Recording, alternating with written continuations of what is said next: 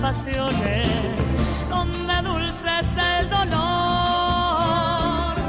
porque nada es imposible si en el rojo de tu sangre hay amor. Sé de un mundo del color de la esperanza, donde el cielo besa al mar, porque nada es imposible en el verde de tus alas a volar. Quiero saber que hay en vos. Ven y abrí tu corazón, que juntos vamos a soñar. Sí, a soñar. Es el momento de creer. No hay imposibles de alcanzar. Si la confianza vive en vos, para todos brilla un sol que ilumina las ganas de vivir. Juntos vamos a pelear por las cosas que queremos de verdad.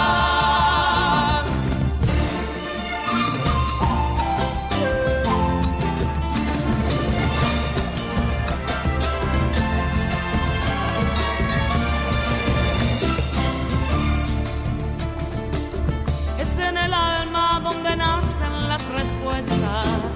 Cierra los ojos y verás. Es tu ideal, es tu pasión lo que te mueve a ser mejor, aún mejor. Los desafíos no se enfrentan desde afuera, ni desde la oscuridad. La vida es nada si no hay sueños y una luz en el final que alcanzar. Quiero saber que hay un vos. Ven y abrí tu corazón, que juntos vamos a soñar. Sí, a soñar. Es el momento de creer. No hay imposibles de alcanzar. Si la confianza vive en vos, para todos brilla un sol que ilumina las ganas de vivir. Juntos vamos a pelear por las cosas que queremos de verdad. Ray, ray, ray, ray, ray, ray, ray,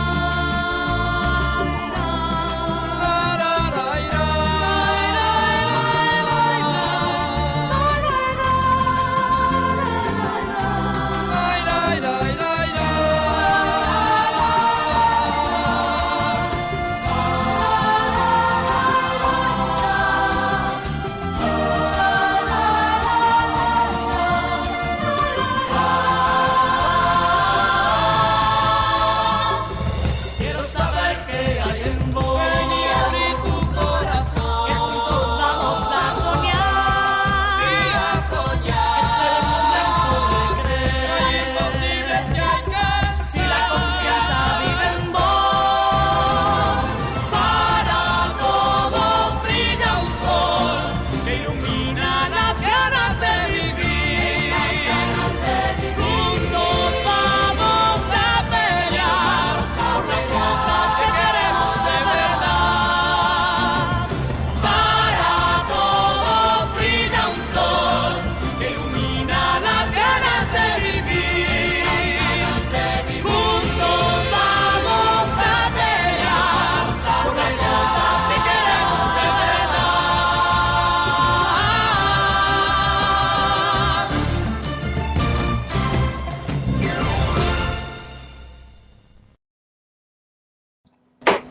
Tercer bloque de La Voz del Cóndor malvinense. Y ya tenemos una llamada, tenemos en línea a nuestro columnista en temas legales y políticos y sociales también, el doctor Armando Valiente. Buenas tardes, doctor, ¿cómo está usted? ¿Qué dice? ¿Cómo le va? Muy ¿Qué bien. tal, Armando? Muy buenas tardes. ¿Cómo andan bien? Bien, bien. Mejor imposible, decía alguien, viste, y se estaba hundiendo en el Titanic.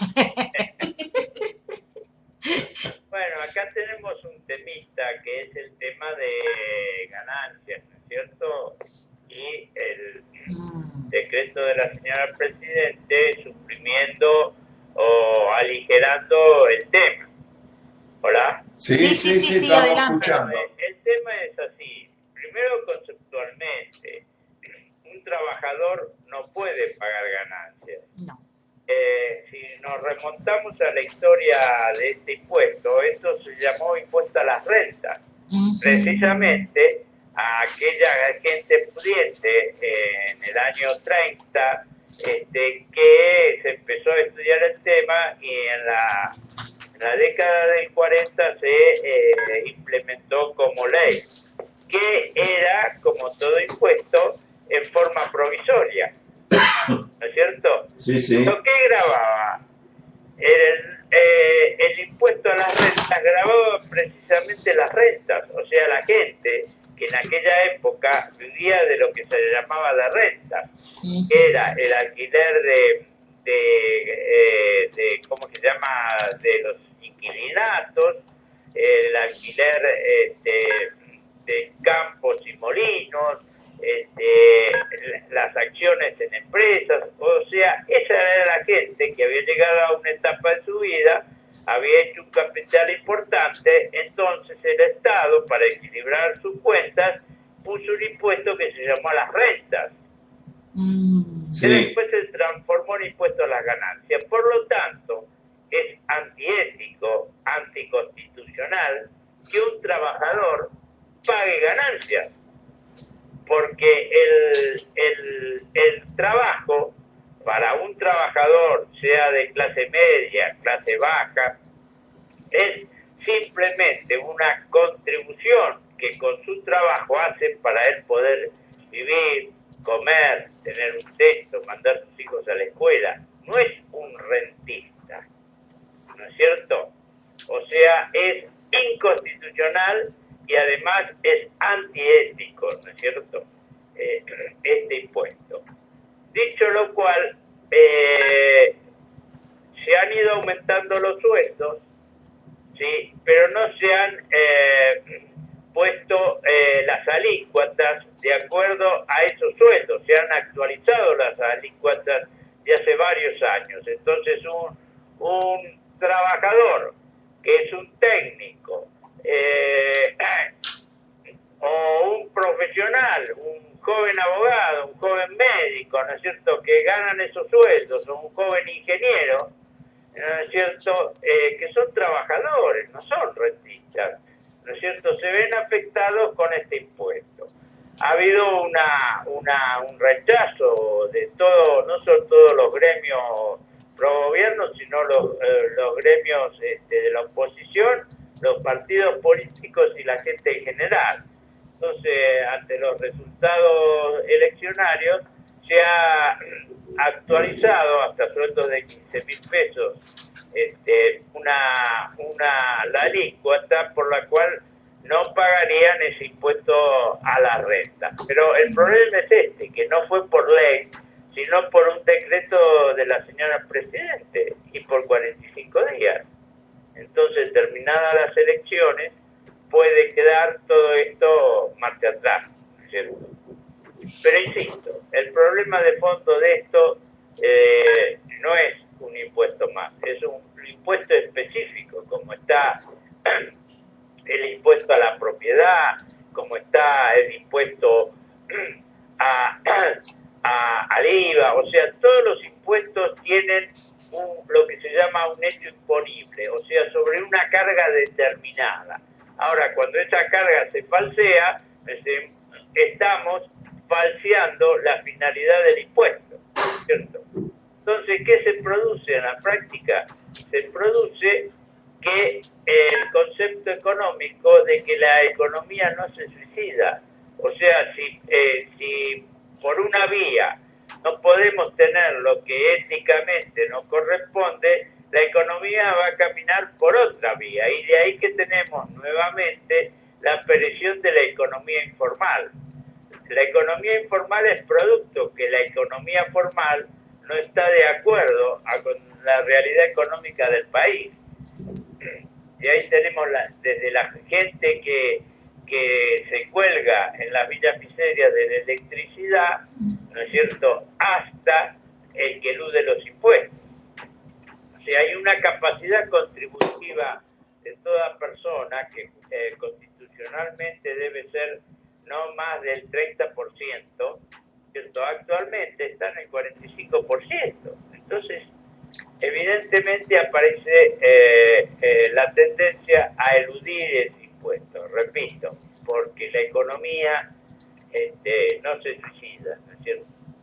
Así es, Armando. Que no está contemplado es el mismo caso con los monotributistas. ¿Pero quiénes son monotributistas? Monotributistas son desde el plomero hasta, ¿no es cierto?, el médico o el comerciante que ganan hasta 200.000 pesos anuales. O sea, estamos hablando de menos de 10.000 pesos mensuales, ¿no es cierto? Bien, esto en el máximo de la categoría, pero hay gente que gana 1.500, 2.000, 300, 3.000 pesos mensuales y son los monotributistas. ¿Ustedes saben cuántos monotributistas hay en el país? Hay 1.618.888 personas que son monotributistas y tienen el mismo caso que el impuesto a las ganancias. ¿Qué pagan estos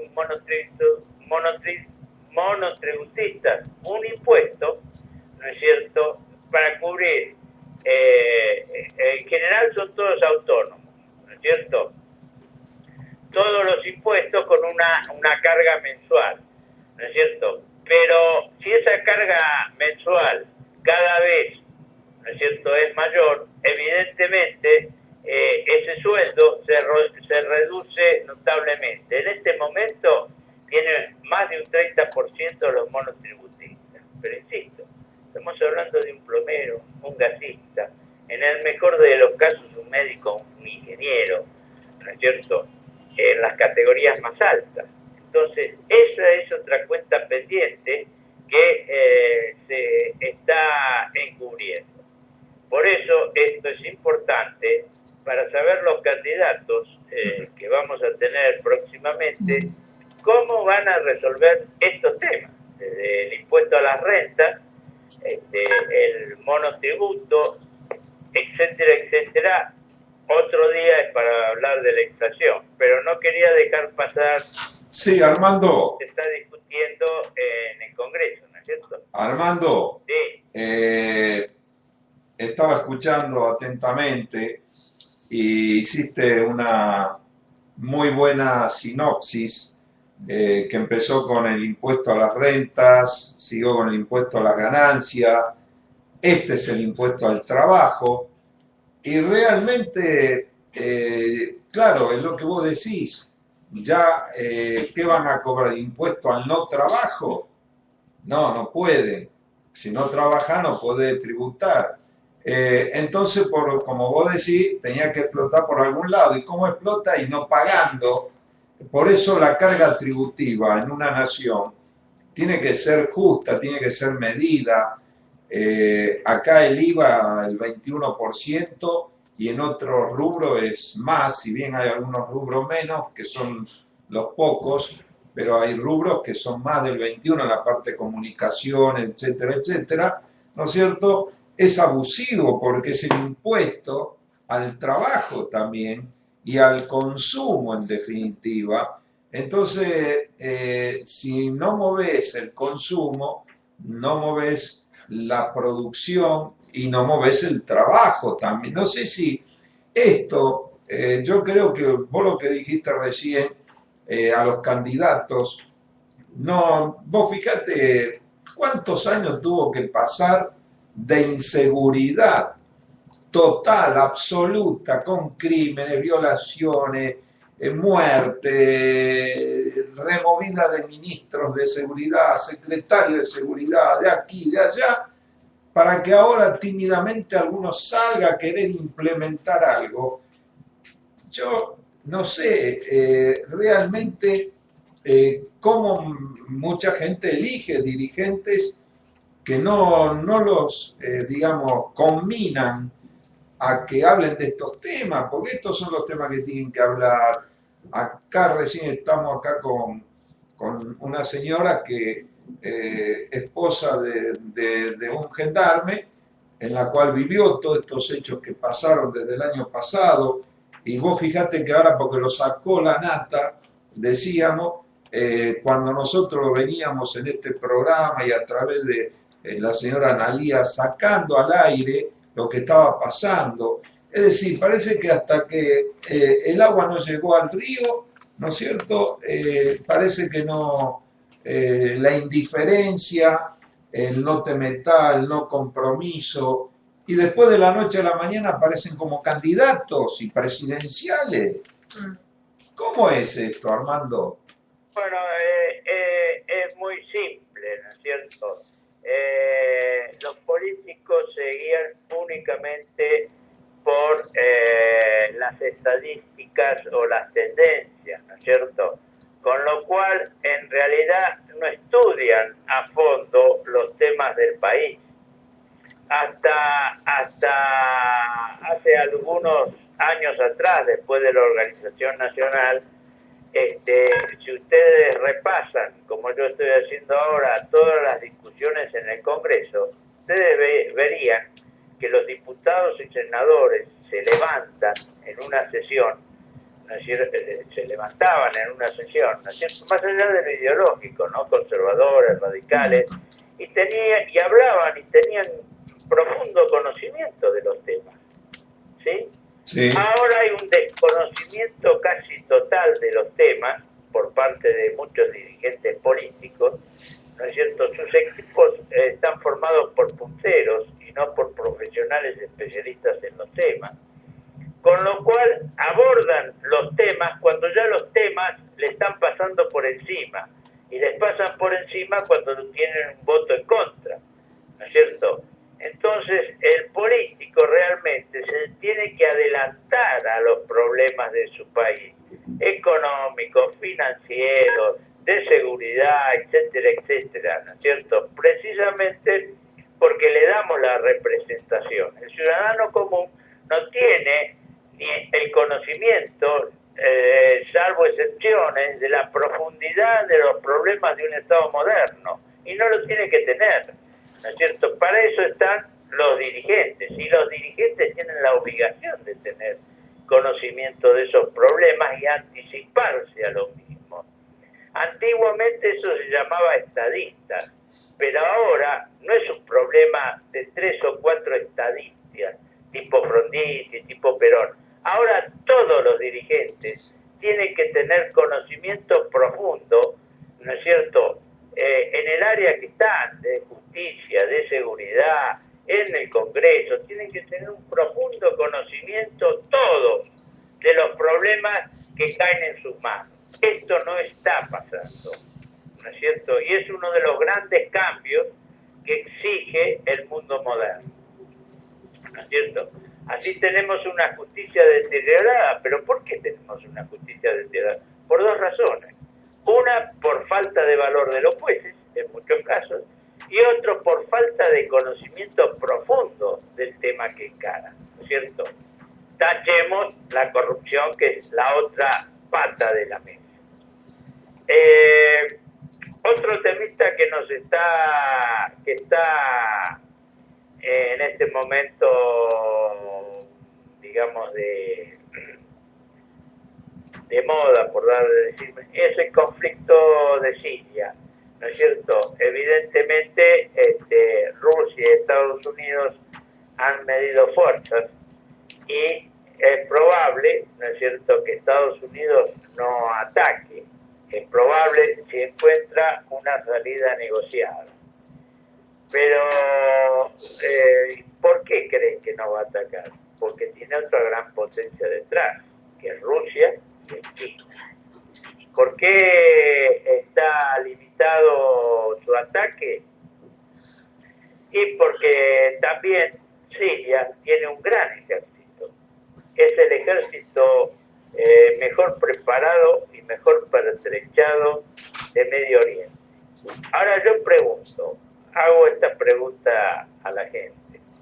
Siria no tiene petróleo, solo una base en el Mediterráneo. Ahora Argentina sí tiene petróleo, sí tiene minerales, sí tiene pesquería, sí tiene proyección sobre el Atlántico, y Malvinas tiene el control de entrada y salida de un mar a otro mar. Ahora yo pregunto, ¿cuánto tiempo va a pasar hasta que Gran Bretaña tome la decisión final de convertir el Atlántico Sur en Mare Nostrum? De hecho, escarbando, fíjense una cosa, como el tema es más allá de lo ideológico y más cerca de la patria, que el gobierno de Irigoyen, que era antimilitarista, y el de Alvear, ante situaciones similares de Gran Bretaña, que llegó a movilizar Estados Unidos apoyando a Gran Bretaña, su escuadra de mar al Atlántico Sur para controlarlo, Irigoyen lo enfrentó lo mismo que Alvear y remontó la escuadra de mar. O sea, y eran antimilitaristas. Ahora yo pregunto, ¿qué está pasando que la Marina de Guerra sigue destruida con un gran gendarme como Gran Bretaña que proyecta cada día más su control sobre el Atlántico Sur y brevemente lo va a transformar en un Mare Nostrum? Bueno, es un tema muy importante. Sí, Armando. Y tampoco escucho ninguna idea o opinión sobre el tema. Sin embargo, Irigoyen, en las primeras elecciones populares, sí se pronuncia sobre el tema. Y era radical y era antimilitar. Así que fíjense cómo el amor a la patria a veces está por encima de las ideologías, que es lo que nos pasa en este momento. Bueno, tenemos Ideologías y no nos manejamos por los intereses permanentes de la nación. tal cual, Armando, tenemos ejemplos históricos que ahora me vienen a la memoria, como el general Mansilla en la Vuelta de Obligado, que era unitario y se puso a disposición de Rosas, que era federal, porque estaba la patria. En cambio otros fueron y se aliaron con el enemigo. O sea, yo creo que acá hablamos demasiado ya y de años con el tema Malvinas y todo esto, en la cual ninguna duda es como vos decís, pero lo grave es que la indefensión programada está llevando que ya se ha descuidado la defensa de los intereses vitales de la nación. Por ahí esta palabra al oyente no le suena mucho, pero los intereses vitales son aquellos intereses que están rayando en la supervivencia de una nación, ¿no es cierto? Y ahí es donde nosotros ponemos permanentemente hincapié. Vos sabés muy bien de nuestros trabajos investigativos. Eso yo diría que a lo mejor en la radio habría que hacerlos hablar a algunos de estos candidatos, tal vez los de primera línea no, pero aunque sean los de segunda y tercera línea. No, es que no quieren. No. Yo voy a intentar hablar con el candidato que por ahí pueda ser el doctor Trabulsi, que es de Democracia Cristiana, a ver qué opina, porque está de candidato a diputado. Claro, habría que prepararle 10 o 12 preguntas básicas para ver qué... Lo voy a llamar y voy a contactarlo para ver si quiere salir al aire y vamos a ver qué opina. No, inclusive adelántenle las preguntas, si la idea no es sorprender a nadie, es que los políticos tomen conciencia, ¿no es cierto?, que los problemas de un país como la Argentina, octavo en extensión en el mundo y con 50 millones de habitantes casi, ¿no es cierto?, deben tener dirigentes a la altura de las circunstancias y por lo tanto deben estudiar los temas, ¿no es cierto? No, sí, yo te anticipo en los años que llevamos, que son varias décadas de programa, siempre invitamos inclusive a debatir todos estos temas, pero misteriosamente, no, inclusive yo he estado en televisión, en programas en la cual hablábamos de geopolítica, y siempre decía lo mismo, aquellos que quieran entrar a hablar de estos temas y que demuestren lo contrario, están invitados. Pero ¿sabes lo que pasa? Vos dijiste hoy algo muy cierto. La ignorancia que hay a veces supina en todo esto es tremendo, tremendo. Scalabrini Ortiz decía que los ingleses hacían de, digamos, de nuestra ignorancia el pedestal de su poder. Y esto es lo que pasa, más ignorante de las situaciones, más ignorante de las realidades, inclusive, que la están viendo todos los días, ¿viste? Esas realidades, pero es como si no la quisieran ver. De esto no se habla. De esto no se habla. El otro tema muy importante para mí del recambio político es el tema ético, ¿no es cierto? El país ha El vivido tema, ¿cuál tema? ético. Ético. ¿Existe eso en la Argentina? En los políticos. Uno puede reconstruir, reparar, mejorar cualquier sistema político, pero tiene que tener una base muy concreta. Esta base concreta es la verdad. O sea, no se puede construir y yo estoy recibiendo mail con miles de propuestas de diferentes partidos políticos y siempre hago la misma pregunta y hago la misma respuesta por el email. No hay ningún sistema político que no tenga algo o una base de verdad. El presidente Nixon, en el caso de Watergate, ¿cierto? Tuvo que pedir el retiro porque intentó mentir al fiscal general. Los países de alta civilización, y estoy hablando de China, estoy hablando de Rusia, estoy hablando de Gran Bretaña y estoy hablando de Estados Unidos. Un político que miente es defenestrado. Doctor. La mentira no es solamente política, es de su vida privada. Un Doctor. político en Estados Unidos que tiene un adulterio y no lo blanquea, lo echan. Un político que falsea sus impuestos, además de preso, quiebra su carrera política. Sí, doctor. Por lo tanto, lo que yo digo, que si queremos empezar bien, tienen que los políticos resolverse, hacer un gran barrido ético, y para eso es la base de la verdad.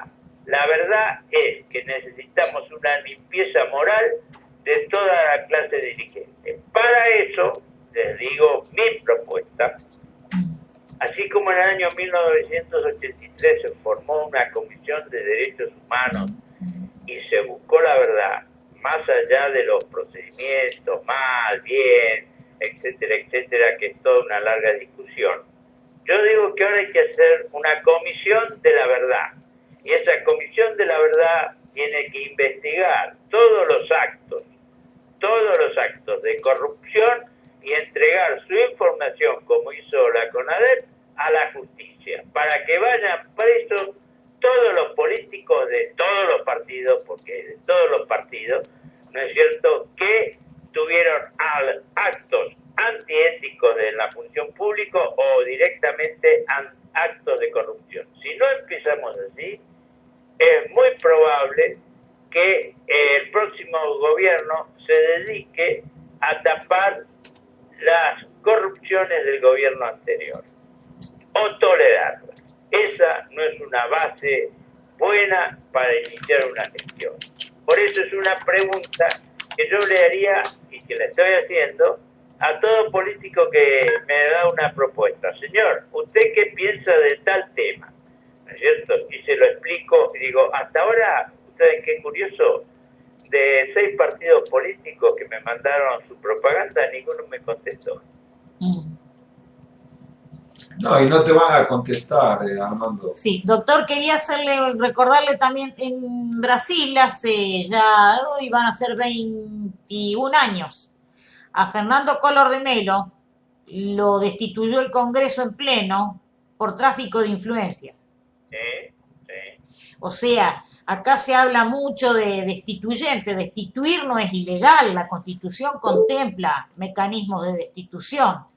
Y el caso de Fernando Collor de Mello, que había llegado con muchos bríos por ser muy joven y entusiasta como político, terminó defenestrado porque por el tráfico de influencias.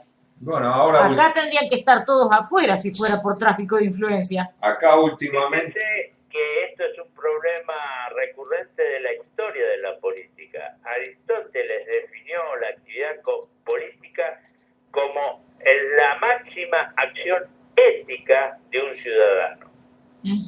O sea, y desde entonces para acá ha venido sucediendo lo que ha sucedido. Lo que pasa que las grandes civilizaciones, las grandes culturas, las grandes potencias, hay corrupción, pero no hay impunidad y hay un límite, porque si no, no se puede desarrollar el mejor plan político o la mejor teoría política, ¿no es cierto? Esa es una base mínima que se debe exigir a la cosa. Ahora ustedes me dicen, los políticos, bueno, hay que sembrar para las próximas generaciones. Es interesante, por ejemplo, en Canadá y en Australia, para dos países que están de moda, que los maestros en las escuelas enseñan a no mentir. Muy simple.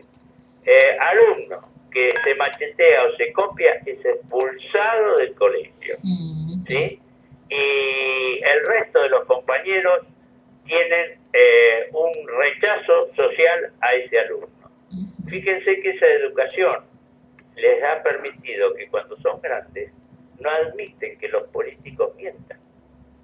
O sea, tal vez estemos tarde para inculcar esta idea entre los actuales dirigentes, pero no estamos tarde para llamar a maestros y decirles que a los maestros, no a los trabajadores docentes, que es otra cosa, a los maestros, uno por uno, escuela por escuela, e inducirlos, preguntarles. Esa es una de las cuestiones de formación básica, enseñarles a sus alumnos a no mentir, ¿no es cierto? Eso hace el sistema básico social. Hay familias que a sus hijos le enseñan y hay familias que a los hijos no les enseñan. Por eso, en sustitución de los políticos, habría que ir llamando a los maestros, cuando no algún sacerdote que tiene colegios a su cargo. Hay que sembrar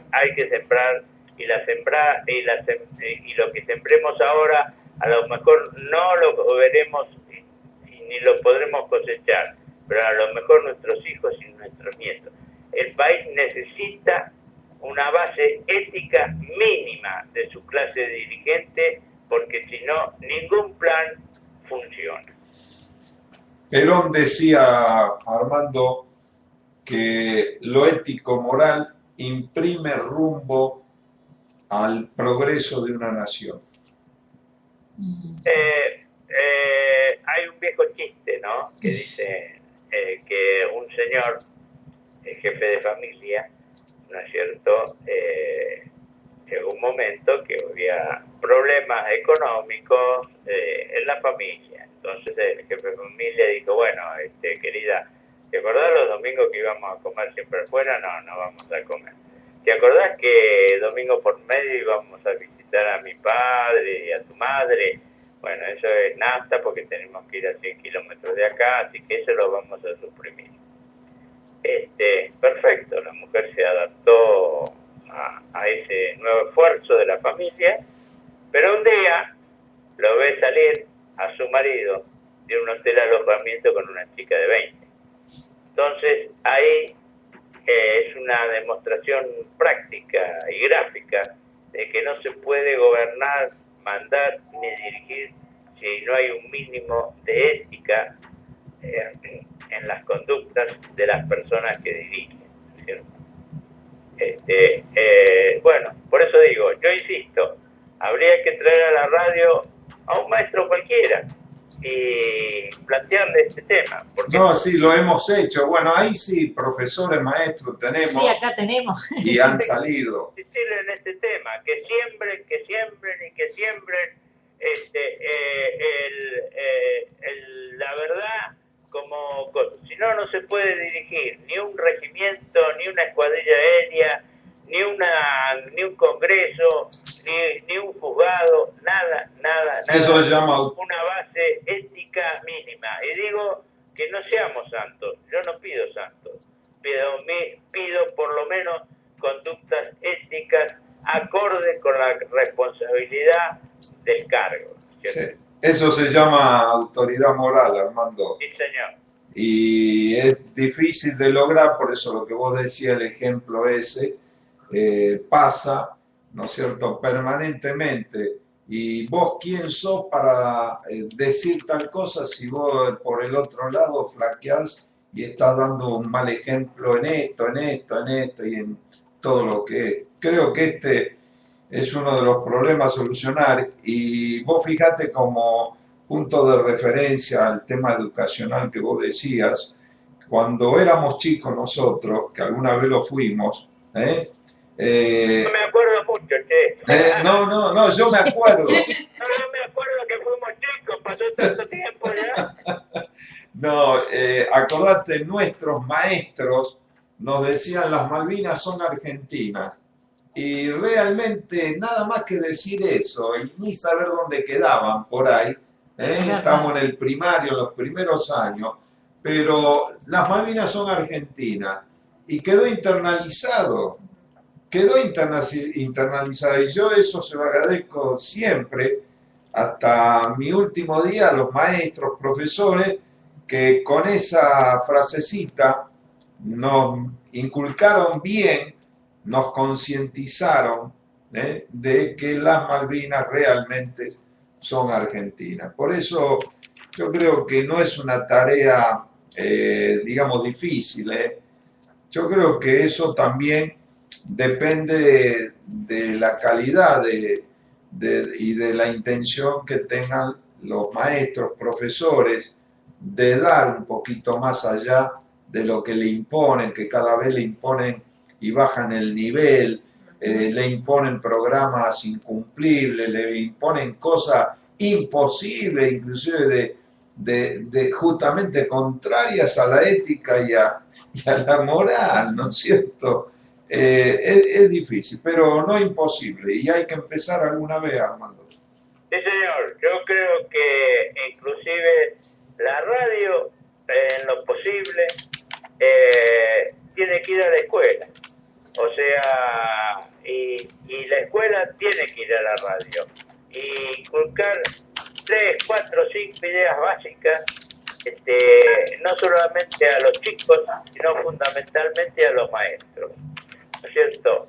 Decía un gran educador que prefiere salvar un maestro, ¿no es cierto?, que salvar un montón de gente. El maestro es el futuro del país. En sus manos radica el alma y el corazón de la gente. Si podemos que algunos maestros empiecen a inducir en este sentido, y con el tiempo se va a ver un movimiento en esa dirección. Y vamos a salvar a mucha gente. Entre los salvados, a lo mejor salvamos un futuro presidente, salvamos un futuro diputado. Sí, Armando, vos cuando también decías esto, y yo comentaba de cuando éramos chicos, acordate que existían los famosos cuadernitos de caligrafía. Sí. Aquel que no podía aprender a escribir como correspondía o tenía una letra horrible, qué sé yo, estaban los cuadernitos de caligrafía que lo tenías que ir a hacer en tu casa después de horas. Bueno, acá podríamos implementar uno que diga no debo mentir. Sí. Y hacérselo escribir varias veces, a ver si por lo menos le internaliza. Sí. No solamente difundir, sino el maestro es el primero que no debe mentirle a los alumnos. O sea, la conducta ejemplar es el que arrastra, ¿no es cierto?, a la gente. Y segundo, lograr que haya un ambiente en el aula de verdad, que se diga la verdad siempre, ¿no es cierto? O sea, el chico que llega tarde, por ejemplo, cuestiones simples, ¿no es cierto? Dice, no, porque mamá no me dio el desayuno temprano. Aunque parezca mentira, llamar a la mamá, decirle, ¿le dio o no le dio el desayuno temprano? Son esos, parece, pequeños esfuerzos, pero, y después llamarlo y ponerlo en la esquina. No debe mentir, no debe mentir, no debe mentir. ¿Cierto? O sea, acuérdense de cuando lo ponían en la esquina con el bonete por burro. Bueno, ahora el bonete debería ser por no mentir, ¿no es cierto? O sea, es un esfuerzo, pero yo creo que vale la pena hacerlo. Así es, bueno, Armando, se nos está terminando el tiempo. Como siempre, te agradezco la salida al aire y bueno, estaremos comunicándonos. Escuchándonos y viéndonos. Así es, te mando un abrazo. Mucha suerte. Hasta luego. Igualmente. Bueno, nosotros vamos a una pequeña pausa, no sé, quedan 2 minutitos, yo pienso que conviene ir a una pausa y después ya seguimos más tranquilos con todo el bloque final para nosotros. Si usted lo dice, María Lelia. Sí, señor.